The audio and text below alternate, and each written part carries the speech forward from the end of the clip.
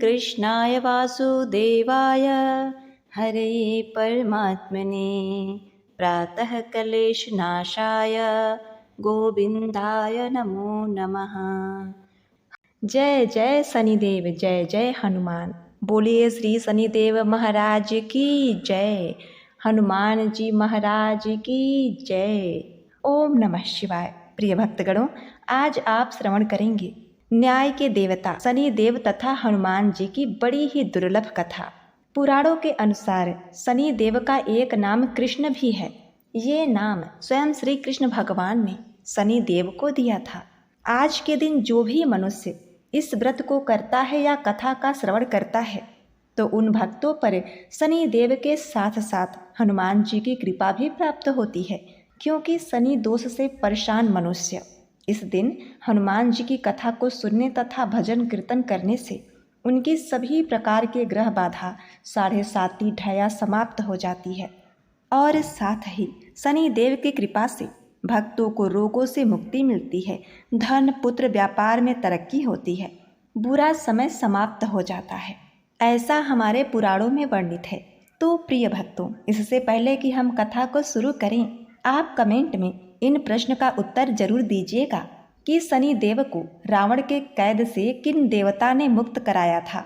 तो हे शनि देव, हे बजरंगबली, जो भी भक्तगण इस कथा को सुन रहे हैं, सुना रहे हैं तथा हुंकारा भर रहे हैं, उनको सुख शांति समृद्धि देना।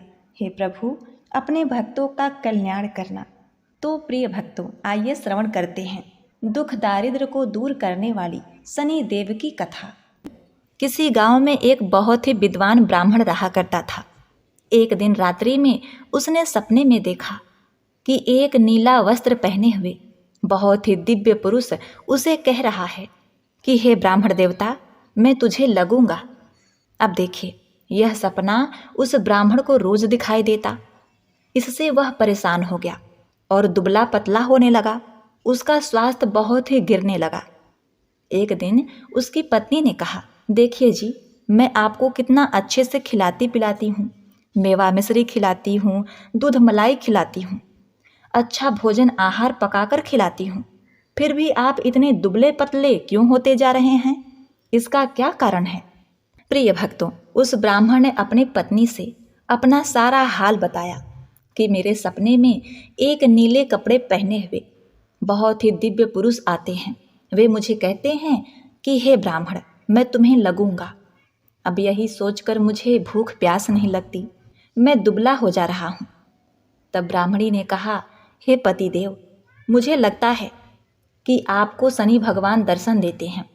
आपके ऊपर शनि की दशा शुरू होने वाली है, इसीलिए आपको वे सचेत करते हैं। अवश्य ही वे शनि महाराज हैं। अब की बार जब दिखेंगे तो आप उनसे कहिएगा कि आप मुझे सिर्फ 1.25 पहर ही लगिए।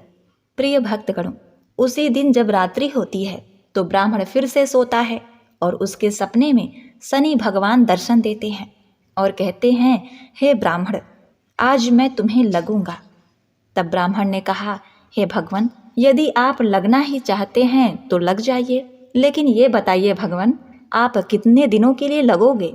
तब शनि देव ने कहा, हे ब्राह्मण, तुम्हारे ऊपर 7.5 शुरू होने वाली है, मैं तुम पर 7.5 साल के लिए लगूंगा। तब ब्राह्मण ने कहा, क्षमा करो भगवान, इतना भारी तो मुझसे झेला नहीं जाएगा, 7.5 साल बहुत है भगवान। तब शनि देव बोले, अच्छा, 5 वर्ष के लिए लगूंगा। तब ब्राह्मण ने कहा, शनि महाराज, ये भी मेरे लिए ज़्यादा है। शनि भगवान बोले, तो ठीक है, 2.5 साल का लग जाऊं। ब्राह्मण ने फिर मना कर दिया। तब शनि देव कहने लगे, 1.25 पहर का लगूंगा तो ठीक रहेगा। प्रिय भक्तों, उसे 1.25 पहर की शनि की दशा लग गई। ब्राह्मण ने नींद से उठते ही अपनी पत्नी से कहा, देखो, मेरे 1.25 पहर की शनि की दशा लगी है, सो मैं जंगल जाकर समय बिताऊंगा। तुम मेरे खाने पीने का सारा सामान बांध दो और मेरे पीछे किसी से लड़ना मत, घर में बैठी रहना, बच्चों को भी कहीं मत जाने देना और इस 1.25 पहर में किसी को गाली भी मत सुनाना। ऐसा कहकर ब्राह्मण अपने घर से जंगल की ओर चल दिया। जंगल में ब्राह्मण एक पीपल के पेड़ के नीचे बैठ गया और हनुमान जी का पाठ करने लगा। 1 पहर बीत गया, तो ब्राह्मण ने सोचा बाकी का समय तो रास्ते में ही बीत जाएगा, सो वह वहाँ से चल दिया। और रास्ते में चलते हुए उसे एक सब्जी मंडी दिखाई दी। उसने सब्जी मंडी में से एक बड़ा सा कद्दू खरीद लिया। कद्दू खरीद के अपने चादर में लपेट करके वहाँ से चल देता है। तभी रास्ते में शनि महाराज एक साधु का भेष बदल कर उसके पास आते हैं और कहते हैं, तुम्हारे चादर में क्या है? ब्राह्मण ने कहा, हे साधु महाराज, मेरे इस चादर में तो कद्दू है। साधु ने कहा, अच्छा कद्दू है तो दिखाओ। जब ब्राह्मण ने अपना चादर दिखाया तो आश्चर्य, उसमें तो उस राज्य के राजा के बेटे का कटा हुआ सर था। यह देखते ही साधु महाराज, जो कि शनिदेव थे, उस ब्राह्मण को लेकर राज दरबार में पहुंच गए और राजा से कहने लगे, महाराज ये देखिए, ये दुष्ट दुराचारी आपके पुत्र का हत्या करके उसके सर को काट के अपने चादर में लेकर घूम रहा था, इसे आप दंड दीजिए। प्रिय भक्तों, राजा ने जब सुना कि उस ब्राह्मण ने उसके पुत्र को मार दिया है, राजकुमार की हत्या कर दी है, तब राजा बहुत ही क्रोधित हुआ। उसने कहा, मुझे मत दिखाओ, मुझे यह सब कुछ देखा नहीं जाएगा। हे सैनिकों, तुम इसे तुरंत ले जाओ और इसे सूली पर चढ़ा दो। प्रिय भक्तों, जब नगर में यह समाचार मिली कि राजा के पुत्र का सर कट चुका है, एक ब्राह्मण ने उसकी हत्या कर दी है, तो नगर में हाहाकार मच गया और उस ब्राह्मण को सैनिक सूली पर चढ़ाने के लिए ले गए। जब फांसी पर चढ़ाने ही वाले थे, तब जैसा कि नियम होता है, मरने वाले से उसके अंतिम इच्छा को पूछा जाता है, तो सैनिकों ने भी ब्राह्मण के अंतिम इच्छा को पूछा। सैनिकों ने कहा, हे ब्राह्मण, बताओ तुम्हारी अंतिम इच्छा क्या है? प्रिय भक्तगणों, ब्राह्मण ने सोचा कि यदि किसी प्रकार कुछ समय तक के लिए फांसी रुक जाए तो शनि की दशा का 1.25 पहर पूरा हो जाएगा। यह सोचकर उसने कहा, भाई, मैं बचपन से नित्य बालाजी की कथा कहता सुनता आया हूँ, आज मरने से पहले अंतिम बार कथा कह लेने दो। अब क्या था, फांसी देने वाले सैनिकों ने उसकी आखिरी इच्छा पूर्ण होने तक फांसी रोक दी। कहानी कहते कहते 1.25 पहर पूरा हो गया, शनि की दशा खत्म हो गई। अब इधर देखिए, राजा का जो पुत्र था राजकुमार, वह जंगल से शिकार खेलकर वापस राजमहल में आ गया। राजमहल में राजकुमार को देखते ही राजा बड़ा ही प्रसन्न हुआ, लेकिन मन ही मन उसे डर भी लगा। यदि उस निर्दोष ब्राह्मण को फांसी चढ़ा दिया गया होगा तो ब्राह्मण हत्या का दोष लग जाएगा। अब क्या था, राजा ने 2 घुड़सवार को जल्दी से फांसी घर की तरफ दौड़ाया और ब्राह्मण को आदर सहित दरबार में आने का हुक्म दिया। ब्राह्मण राज दरबार में उपस्थित हुआ तो राजा ने क्षमा याचना मांगते हुए कहा कि आपके बगल में जो चादर है उसे खोलकर दिखाओ। राजा के आज्ञा के अनुसार ब्राह्मण ने चादर खोली तो उसमें कद्दू था। राजा ने ब्राह्मण को बहुत सा धन दिया और पूछा, हे ब्राह्मण देवता, मुझे यह समझ में नहीं आया, इस सब के पीछे क्या रहस्य है? ये सब क्यों हुआ? आखिर ये सब था क्या? तब ब्राह्मण ने कहा, हे महाराज, मुझे 1.25 पहर की शनि की दशा लगी थी, इसीलिए यह सब कुछ हुआ। राजा ने कहा, हे ब्राह्मण देव, शनि की दशा किस प्रकार टलती है? ब्राह्मण ने कहा, हे राजन, यदि राजा या सेठ को यह दशा लगती है तो काला हाथी या काला घोड़ा दान करना चाहिए। गरीब को शनि की दशा लगती है तो पीपल की पूजा करें और बोले, साचा शनिचर कहिए, जाके पांव सदा ही पड़िए। शनि की कहानी सुने, तिल, तेल और काला उड़द आदि का दान दें। काले कुत्ते को तेल चुपड़ी रोटी खिलाएं तो शनि की दशा उतर जाएगी। अब देखिए, राजा ने उस ब्राह्मण को कद्दू वापस कर दिया। अब घर आकर ब्राह्मण ने कद्दू अपने पत्नी को दिया। जब उसकी पत्नी ने सब्जी बनाने के लिए उस कद्दू को काटा तो उसके बीजों की जगह हीरे मोती निकलने लगे। ब्राह्मणी ने पूछा, हे पतिदेव, ये सब क्या है? इसमें से हीरे मोती कैसे निकल रहे हैं? इसे कहाँ से लाए हैं आप? तब ब्राह्मण ने कहा, हे प्रिय, जब शनि की दशा लगी थी तो ये कद्दू कुंवर का सर बन गया था, और जब दशा उतरी है तो शनि जी ने कैसे निहाल कर दिया, हमें माला माल कर दिया। हे शनि देवता, जैसे ब्राह्मण को शनि की दशा लगी वैसे किसी को शनि की दशा न लगे। जैसे ब्राह्मण को धन दौलत मिला, वैसे सबको धन दौलत मिले। कथा कहानी कहते सुनते हुंकार भरते सबको मिले। शनि देव ने ध्याऊं, मन इच्छित फल पाऊं। जय शनिदेव, हे शनिदेव, जय शनिदेव। ओम नमः शिवाय। प्रिय भक्तगणों, अब आइए श्रवण करते हैं भगवान शनिदेव की दूसरी कथा। यह कथा सुनने से भक्तों को मनवांछित फल की प्राप्ति होती है। नर्मदा नदी के किनारे एक गांव में बहुत ही बड़े साहूकार का परिवार निवास करता था। साहूकार की मृत्यु हो चुकी थी। घर में साहूकारनी तथा उसके 2 बेटे, एक बड़ी बहू थी। साहूकारनी का छोटा बेटा मानसिक रोग से ग्रस्त था। उसकी मानसिक स्थिति ठीक नहीं थी। साहूकारनी की बड़ी बहू तारा को विवाह के कई वर्ष बीत गए थे, पर अभी तक उसे संतान नहीं हुई थी। तारा को सदैव यही भय रहता था कि कहीं उसके पति संतान पाने के लिए दूसरा विवाह न कर लें। यदि उसके पति ने दूसरा विवाह कर लिया तो उसे सौतन का दुख सहना पड़ेगा। प्रिय भक्तजनों, इसी डर से तारा ने एक योजना बनाई और उसने अपने घर में काम करने वाली नौकरानी चंदा से अपने देवर चंदन का विवाह कराने के लिए अपनी सास साहूकारनी तथा अपने पति को मना लिया। चंदा स्वभाव से बड़ी ही दयालु तथा कृष्ण भक्त थी। वह बचपन से ही उसी साहूकारनी के घर काम करती थी। उसका अपना कोई नहीं था। अब चंदा का विवाह मानसिक रोगी चंदन से करा दिया गया। कुछ साल बाद चंदा ने एक सुंदर पुत्र को जन्म भी दिया, किंतु चंदा की जेठानी तारा ने चंदा का बच्चा छीन लिया और उसे घर से धक्के मारकर बाहर निकाल दिया। और तारा ने अपने पति को भी अपने पक्ष में कर लिया। प्रिय भक्तगणों, बेचारा चंदन तो मानसिक रोगी था, वह कर भी क्या सकता था, और वह साहूकारनी चाहकर भी कुछ न कर सकी। प्रिय भक्तगणों, दरअसल ये तो तारा की चाल थी। उसने तो कभी चंदा को अपनी देवरानी माना ही नहीं। वह तो सिर्फ चंदा से उसका बच्चा लेना चाहती थी ताकि उसे पाल पोस कर अपना नाम दे सके।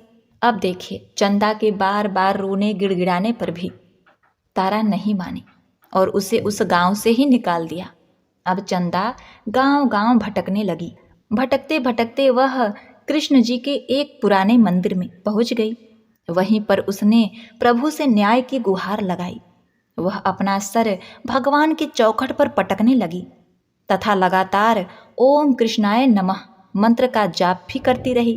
प्रिय भक्तों, उस स्त्री की करुण पुकार न्याय के देवता शनिदेव ने सुनी तथा भगवान श्री कृष्ण के आदेश से तुरंत चंदा के पास उपस्थित हो गए और साधारण मनुष्य का रूप धारण करके उसे अपने आप को कष्ट ना पहुंचाने के लिए कहा और कहा कि हे बहन, तुम भगवान श्री कृष्ण पर विश्वास रखो और ओम कृष्णाय नमः मंत्र का जाप करती रहो। तुम्हारा अवश्य ही कल्याण होगा। तुम्हें जो भी दुख है सब भगवान श्री कृष्ण हर लेंगे और शनिदेव की कृपा से तुम्हारा मंगल होगा। यह सुनकर चंदा भगवान श्री कृष्ण के आराधना में लग जाती है। शनिदेव का ध्यान करते हुए ओम कृष्णाय नमः मंत्र का जाप करने लगी। अब शनिदेव एक साधु का भेष बदलकर साहूकारनी के घर पहुंच गए और अलख निरंजन का अलख जगाने लगे। तब घर से बाहर साहूकारनी निकली और उसने भिक्षा देकर उन्हें प्रणाम किया। तब साधु रूपी शनिदेव ने कहा, हे देवी, मैंने सुना है आपके घर में कोई मानसिक रोगी है। मैंने 7 सालों से हिमालय के जंगलों में भटकते हुए बहुत ही दुर्लभ जड़ी बूटी इकट्ठी की है जो हर प्रकार के रोगों को समाप्त कर देती है। यदि आप कहें तो मैं आपके घर के मरीज को ठीक कर सकता हूँ। प्रिय भक्तों, उस साहूकारनी ने कहा, हे महात्मन, अहो भाग्य जो आप यहाँ पधारें। हाँ महाराज जी, मेरा छोटा बेटा जो कि दिमागी रूप से बीमार है, आप उसे ठीक कर दीजिए। आप जो चाहेंगे मैं वो आपको दूंगी। आइए, घर के अंदर आइए। साहूकारनी ने अपने बेटे चंदन को साधु महाराज को दिखाया, जो अब चंदा के चले जाने से बहुत ही दुखी था। साधु महाराज ने अपने कमंडल से जल निकालकर उसे अभिमंत्रित करके चंदन को पीने के लिए दिया। उस जल को पीते ही चंदन बिल्कुल ठीक हो गया और साधु महाराज ने तारा को भी बहुत समझाया कि वह चंदा का बच्चा उसे वापस कर दे और अपनी गलती को स्वीकार कर ले, किंतु नहीं मानी। वह तो उल्टे ही साधु महाराज को ही डांटने लगी, यहाँ तक कि चंदन के ठीक होने से उससे ईर्ष्या करने लगी। इस बात से रुष्ट होकर भगवान शनिदेव की दशा तारा को लग गई और वह मानसिक रोगी हो गई। उसका एक हाथ लकवा से ग्रस्त हो गया। साधु महात्मा के बताए अनुसार चंदन अपनी पत्नी चंदा को घर ले आया और अपनी पत्नी, बच्चे और माँ के साथ हंसी खुशी जीवन व्यतीत करने लगा। प्रिय भक्तों, तारा को शनिदेव ने उसके कर्मों का फल दिया और चंदा के सिर्फ ओम कृष्णाय नमः मंत्र का जाप करने से उस पर कृपा बरसाई और उसका बच्चा, पति, परिवार वापस मिल गया। उसका पति स्वस्थ हो गया। जय शनिदेव, जय जय शनिदेव, ओम नमः शिवाय। प्रिय भक्तगणों, कथा को समाप्त करने से पहले बहुत ही महत्वपूर्ण जानकारी के विषय में, 7.5 क्या होती है, इससे लोग क्यों डरते हैं। यह सही है कि 7.5 के समय व्यक्ति को कठिनाइयों एवं परेशानियों का सामना करना होता है, किंतु इसमें घबराने वाली बात नहीं है। इसमें कठिनाई और मुश्किल हालात जरूर आते हैं, परंतु इस दौरान व्यक्ति को कामयाबी भी मिलती है। बहुत से व्यक्ति 7.5 के प्रभाव से सफलता की ऊंचाइयों पर पहुंच जाते हैं। 7.5 व्यक्ति को कर्मशील बनाता है और उसे कर्म की ओर ले जाता है। हठी, अभिमानी और कठोर व्यक्तित्व वाले व्यक्ति से यह काफ़ी मेहनत करवाता है। 7.5 के 3 चरण होते हैं। 7.5 का पहला चरण नज़दीकी रिश्तेदारों और जातक को प्रभावित करता है। 7.5 का दूसरा चरण व्यापार और गृहस्थी को प्रभावित करता है। 7.5 का तीसरा चरण बच्चों, परिवार और स्वास्थ्य को प्रभावित करता है। भगवान शनिदेव न्याय के देवता हैं। यह कभी भी किसी को ऐसे ही दंड नहीं देते। यदि दंड देते हैं तो उसे उसके साथ बहुत ही बड़ी शिक्षा भी देते हैं। जैसे एक माता अपने पुत्र के गलती पर उसे दंड देती है उसकी भलाई के लिए, उसे सही मार्ग पर जाने के लिए, ठीक वैसे ही शनिदेव कर्म और न्याय के पथ पर चलने के लिए मनुष्य को दंड देते हैं ताकि वह डर कर आगे ऐसा कार्य न करे और अपने जीवन को सरल और सार्थक बनाए। भगवान शनिदेव तो न्याय की मूर्ति हैं। इनकी पूजा तथा भक्ति करके व्यक्ति धन दौलत से संपन्न हो जाता है, सफलता के नई ऊंचाइयों को छूता है, जीवन में तरक्की करता है, घर में सुख समृद्धि वैभव का आगमन होता है, व्यक्ति का जीवन सुखमय हो जाता है। भगवान शनिदेव को प्रसन्न करने के लिए शनिवार के दिन पीपल के पेड़ के नीचे शाम को दिया अवश्य ही जलाएं और कुत्ते को तेल से चुपड़ी रोटी खिलाएं। शनिवार को जल में तिल डालकर पीपल को जल चढ़ाएं। इससे शनिदेव अत्यंत ही प्रसन्न होते हैं और महामंत्र ओम कृष्णाय नमः मंत्र का जाप भी करें। ओम गंगणपते नमः। पौराणिक कथा के अनुसार बहुत पुराने समय की बात है। एक साहूकारनी थी। उसका बेटा और बहू थे। पति की मृत्यु युवा अवस्था में ही हो गई थी और इस तरह उस साहूकारनी का रोज का नियम था, वह हनुमान जी के मंदिर में जाया करती थी और साथ में पूड़ी, हलवा और चूरमा बनाकर ले जाती थी और हनुमान जी से कहती थी, कांधे सोटो लाल लंगोटो, हनुमान जी खायो चूरमे और रोटी। मैंने तुम्हें दिया जवानी में, तुम मुझे देना बुढ़ापे में। अब क्या था, पूजा करने के बाद वह साहूकारनी अपने घर आई तो उसकी बहू बोली, सासू जी तुम चूरमा रोटी लेकर कहाँ जाती हो रोज? वह साहूकारनी बोली, बहू बालाजी के मंदिर में जाती हूँ। बहू बोली, मंदिर में तो नहीं जाती हैं आप, हमें तो लगता है आप अपने खाने के लिए रोज चूरमा और हलवा पूड़ी बनाती हैं और चोरी छुपके जाके कहीं खा लेती हैं। प्रिय भक्तों, सास अपनी बहू की बातें सुनती है तो भी कुछ नहीं बोलती है और उसे मन में बड़ा दुख होता है। उसे यह दुख होता है कि वह भगवान की भक्ति करती है और उसकी बहू उसे चटोरी कह रही है। अब क्या था, दुख के मारे वह जाकर अपने कमरे में सो जाती है। सोते सोते 5 दिन हो गए। हनुमान जी सपने में आए और बोले, हे साहूकारनी, तूने तो जवानी में दिया है, मैं तुझे बुढ़ापे में देता हूँ। साहूकारनी बोली, हे हनुमान जी, आज तो आप मुझे खाने के लिए दे देंगे, लेकिन रोज कौन देगा? हनुमान जी बोले, हे साहूकारनी, मैं तुम्हें रोज दूंगा, अब क्या था। हनुमान जी की महिमा देखिए। उन्होंने साहूकारनी को खाने के लिए चूरमा, रोटी, हलवा पूड़ी दिया। साहूकारनी चुपचाप चूरमा रोटी खा लेती है। इसी प्रकार 5-6 दिन बीतते हैं और धीरे धीरे बहू के घर में से अचानक अनाज इत्यादि खत्म होने लगते हैं। उसके पास कुछ नहीं रहा, सब चीज में घाटा पड़ गया। बहू ने सोचा, सास को 7 दिन हो गए हैं, मैंने तो उन्हें खाने को कुछ दिया भी नहीं, देखूं तो कैसी हैं। अब देखिए, बहू अपने सास के कमरे में जाकर देखती है तो उसने क्या देखा कि उसकी सास तो अच्छी भली मोटी ताजी है। बहू बोली, सासू जी, मैंने तुम्हें खाने को भी नहीं दिया और तुम क्या खाती हो, इतनी स्वस्थ और मोटी ताजी हो।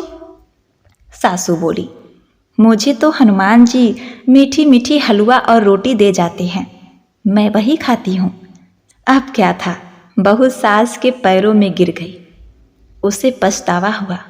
वो बोली, हे सासू माँ, हम तो तुम्हारे भाग का खाते हैं, हमारे घर में तो कुछ भी नहीं रहा।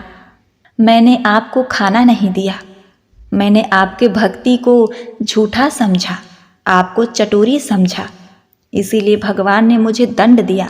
7 दिन के अंदर ही हमारे घर से अनाज, धन इत्यादि समाप्त हो गया। हे सासू माँ, अब आप ही सब कुछ संभालो। मुझे आपके भक्ति पर विश्वास हो गया। आपने हनुमान जी को भोग लगाया जवानी में, और हनुमान जी ने आपको वही भोग बुढ़ापे में लौटाया। आपका पेट भरा। हनुमान जी की महिमा अपार है, कोटि कोटि प्रणाम है। प्रिय भक्तों, अब क्या था, उस सास ने खुशी खुशी घर की सारी जिम्मेवारी संभाल ली। सास यानी कि वह साहूकारनी हनुमान जी को रोज चूरमा, रोटी, हलवा पूड़ी खिलाया करती थी, हलवा पूड़ी चढ़ाया करती थी। फिर घर में बहुत बरकत हुई और खूब धन धान आने लगा। हे हनुमान जी महाराज, हे बालाजी, जैसे आपने उस साहूकारनी को दिया वैसा सबको देना। सबके घर में अन्न धन के भंडार भरे, सबका मंगल करना। इस कथा कहानी को कहने वाले, सुनने वाले तथा हुंकारा भरने वाले सभी को देना। बजरंग बली हनुमान की जय। ओम नमः शिवाय। प्रिय भक्तों, हमारी दूसरी कथा है मंगल देवता की कथा। बहुत समय पहले की बात है। किसी गांव में एक बुढ़िया रहती थी। वह मंगल देव को अपना इष्ट मानती थी। मंगलवार के दिन वह ना तो घर लीपती थी और ना ही धरती खोदा करती थी। हर मंगलवार को वह मंगल देव का व्रत रखती थी। उसका एक पुत्र था जो मंगलवार के दिन ही पैदा हुआ था, इसीलिए उसे मंगलिया कहकर पुकारा करती थी। बुढ़िया की श्रद्धा देखकर स्वयं मंगल देव ने उसकी परीक्षा लेने की ठानी और साधु का भेष बनाकर उसके घर मंगलवार के दिन पहुंच गए। अब क्या था, वह बुढ़िया से बोले, हे बुढ़िया माई, मैं भिक्षा मांग कर लाया हूँ, अतः मुझे भूख लगी है, मुझे भोजन बनाना है। तू थोड़ी सी धरती लीप दे तो मैं भोजन बना लूँ। बुढ़िया माई ने कहा, महाराज, मैं मंगलवार की व्रती हूँ, मैं आज के दिन धरती नहीं लीपती, मैं जल का छिड़काव करके देती हूँ, आप उस पर भोजन बना लें। उसकी बात सुनकर साधु ने हट पकड़ ली कि नहीं, मैं तो लीपी हुई धरती पर ही भोजन बनाता हूँ। बुढ़िया ने भी रट पकड़ ली कि आज तो धरती ना लिप सकूंगी, इसके अलावा आप जो भी करने को कहेंगे मैं करूंगी। उसकी बात सुनकर साधु ने वचन लिया कि धरती लीपने के अलावा जो कहूँ करना पड़ेगा। अब क्या था, बुढ़िया ने 3 बार वचन दे दिया, वचन है, वचन है, वचन है। अब साधु ने कहा कि अपने बेटे को बुला दे, मैं उसकी पीठ पर अंगीठी जलाकर खाना बनाऊंगा।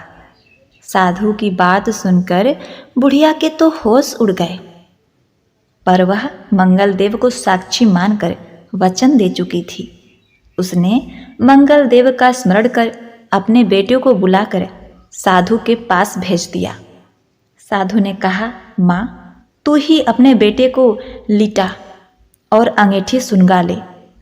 बुढ़िया ने मंगलदेव का स्मरण करते हुए बेटे को औंधे मुंह लिटाकर उसके पीठ पर अंगीठी जला दी और साधु महाराज का खाना बन गया।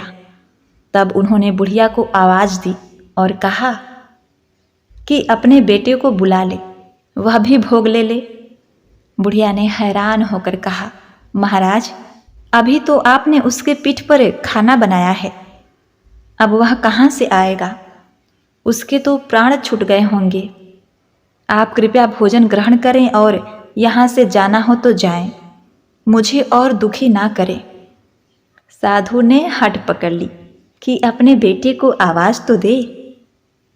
साधु की बात सुनकर बुढ़िया ने जैसे ही कहा, मंगलिया, अरे ओ मंगलिया, उसका बेटा दौड़ता हुआ आ गया। बेटे को देखकर बुढ़िया चकित रह गई। तब साधु महाराज ने कहा, माँ, तेरा व्रत सफल हो गया। तेरी अपने इष्ट देव में अटल श्रद्धा है, इसलिए आज के बाद वे हर तरह से तेरी रक्षा करेंगे, तुझे कभी भी कोई कष्ट नहीं होगा। ऐसा कहकर मंगल देवता अपने असली स्वरूप में आ गए और बुढ़िया माई को दर्शन देकर उन्हें कृतार्थ किया। अब मंगल देवता के आशीर्वाद से बुढ़िया माई के बेटे का विवाह हो गया। सुंदर, रूपवती, संस्कारी, सभी गुणों से संपन्न बहू, लक्ष्मी रूपा बहू उनके घर में आ गई और मंगलिया की भी नौकरी राजा के राज दरबार में लग गई। बुढ़िया माई का घर धन्य धान से भर गया और बुढ़िया माई सोने के पलना में नाती पोते खिलाने लगी और अपने इष्ट देव का भजन कीर्तन करते हुए अंत में बैकुंठ धाम को गई। एक बार प्रेम से बोलिए, जय हो मंगल देवता। हे मंगल देवता, जैसे आपने बुढ़िया माई का कल्याण किया, वैसे ही अपने उन सभी भक्तों पर करना जो आपके इस कथा को बड़े श्रद्धा से सुन रहे हैं। जय बजरंग बली। ओम नमः शिवाय। प्रिय भक्तों, हमारी तीसरी कथा है हनुमान जी महाराज की कथा, मंगलवार व्रत की कथा। मंगलवार व्रत कथा के अनुसार ऋषि नगर में केशव दत्त नामक एक ब्राह्मण अपनी पत्नी सावित्री के साथ रहा करता था। केशव दत्त के घर में धन संपत्ति की कोई कमी नहीं थी। नगर में सभी केशव दत्त का सम्मान करते थे, लेकिन केशव दत्त संतान नहीं होने से बहुत चिंतित रहता था। दोनों पति पत्नी प्रति मंगलवार को हनुमान जी की पूजा करते थे। विधिवत मंगलवार का व्रत करते हुए वर्ष बीत गए। ब्राह्मण बहुत निराश हो गया, लेकिन उसने व्रत करना छोड़ा नहीं। कुछ दिनों बाद केशव दत्त हनुमान जी की पूजा करने के लिए जंगल में चला गया। उसकी पत्नी सावित्री घर में रहकर मंगलवार का व्रत करने लगी। दोनों पति पत्नी पुत्र प्राप्ति के लिए मंगलवार का विधि पूर्वक व्रत करने लगे। सावित्री ने अगले मंगलवार को व्रत किया, लेकिन किसी कारणवश उस दिन सावित्री हनुमान जी को भोग नहीं लगा सकी और उस दिन वह सूर्यास्त के बाद भूखी ही सो गई। काम की अधिकता के कारण उससे यह चूक हो गई थी। अगले मंगलवार को हनुमान जी को भोग लगाए बिना उसने भोजन नहीं करने का प्रण कर लिया। अब क्या था, 6 दिन तक सावित्री भूखी प्यासी रही। 7वें दिन मंगलवार को सावित्री ने हनुमान जी की पूजा की, लेकिन तभी भूख प्यास के कारण सावित्री बेहोश हो गई। हनुमान जी ने उससे स्वप्न में दर्शन देते हुए कहा, उठो पुत्री, मैं तुम्हारी पूजा से बहुत प्रसन्न हूँ। तुम्हें सुंदर और सुयोग्य पुत्र होने का वर देता हूँ। यह कहकर हनुमान जी अंतर ध्यान हो गए। तत्काल सावित्री ने उठकर हनुमान जी को भोग लगाया, स्वयं भोजन किया। हनुमान जी की अनुकंपा से सावित्री ने एक सुंदर शिशु को जन्म दिया। मंगलवार को जन्म लेने के कारण उस बच्चे का नाम मंगल प्रसाद रखा गया। अब देखिए, कुछ दिनों बाद सावित्री का पति केशव दत्त घर लौट आया। उसने मंगल प्रसाद को देखा तो सावित्री से पूछा, यह सुंदर बच्चा किसका है? सावित्री ने खुश होते हुए कहा कि मुझे हनुमान जी ने दर्शन दिए हैं और पुत्र प्रदान करने की सारी बात, सारी कथा अपने पति से कह सुनाई। लेकिन केशव दत्त को उसकी बातों पर विश्वास नहीं हुआ। उसके मन में पता नहीं कैसे यह कलुषित विचार आ गया कि सावित्री ने उसके साथ विश्वासघात किया है। अपने पापों को छिपाने के लिए सावित्री झूठ बोल रही है। केशव दत्त ने उस बच्चे को मार डालने की योजना बनाई। एक दिन केशव दत्त स्नान करने के लिए कुएं पर गया। मंगल प्रसाद भी उसके साथ था। केशव दत्त ने मौका देखकर मंगल को कुएं में फेंक दिया और घर आकर बहाना बना दिया कि मंगल तो कुएं पर मेरे साथ पहुंचा ही नहीं। केशव दत्त के इतने कहने के ठीक बाद मंगल दौड़ता हुआ घर में आ गया। केशव दत्त मंगल को देखकर बुरी तरह हैरान हो उठा। उसी रात हनुमान जी ने केशव दत्त को स्वप्न में दर्शन देते हुए कहा, हे केशव दत्त, तुम दोनों के मंगलवार के व्रत करने से प्रसन्न होकर पुत्र जन्म का वरदान मैंने दिया था, फिर तुम अपनी पत्नी पर शक क्यों करते हो? उसी समय केशव दत्त ने अपनी पत्नी सावित्री को जगाकर उससे क्षमा मांगते हुए स्वप्न में हनुमान जी के दर्शन की सारी कहानी सुनाई। केशव दत्त ने अपने बेटे को हृदय से लगाकर बहुत प्रेम किया। उस दिन के बाद सभी आनंद पूर्वक रहने लगे। मंगलवार का विधिवत व्रत करने से केशव दत्त के सभी कष्ट दूर हो गए। इस तरह जो स्त्री पुरुष विधिवत मंगलवार का व्रत करके व्रत कथा सुनते हैं, हनुमान जी उनके सभी कष्ट दूर करके घर में धन संपत्ति का भंडार भर देते हैं। शरीर के सभी रिक्त विकार, रोग भी नष्ट हो जाते हैं। जय बजरंग बली हनुमान। ओम नमः शिवाय। प्रिय भक्तगणों, अब हनुमान जी की आरती का श्रवण करते हुए कथा का समापन करते हैं। का समापन करते हैं।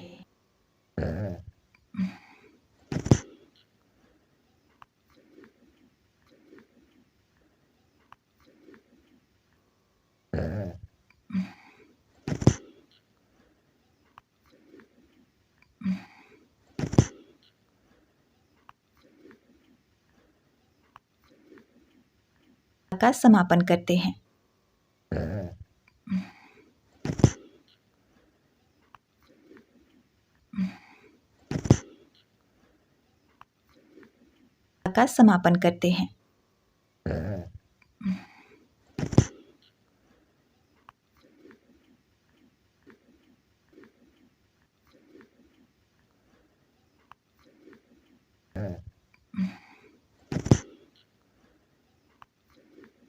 हनुमान जी की आरती। प्रिय भक्तगणों, अब हनुमान जी की आरती का श्रवण करते हुए कथा का समापन करते हैं।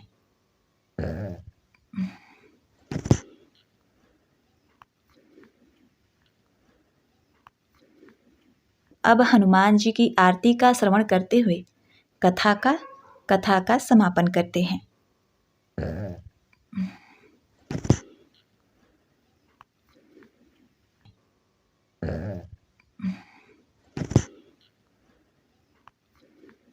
आरती का श्रवण करते हुए कथा का समापन करते हैं।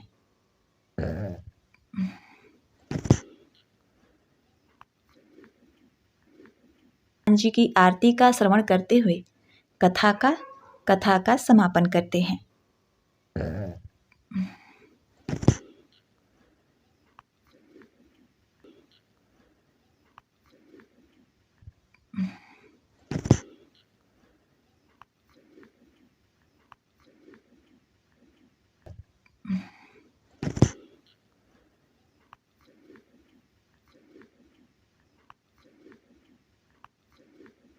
करते हैं।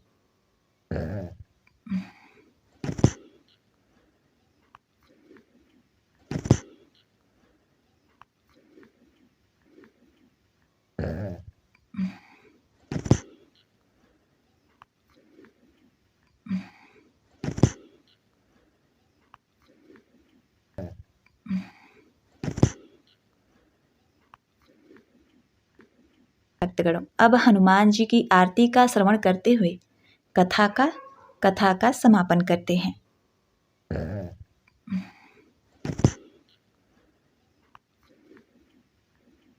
समापन करते हैं।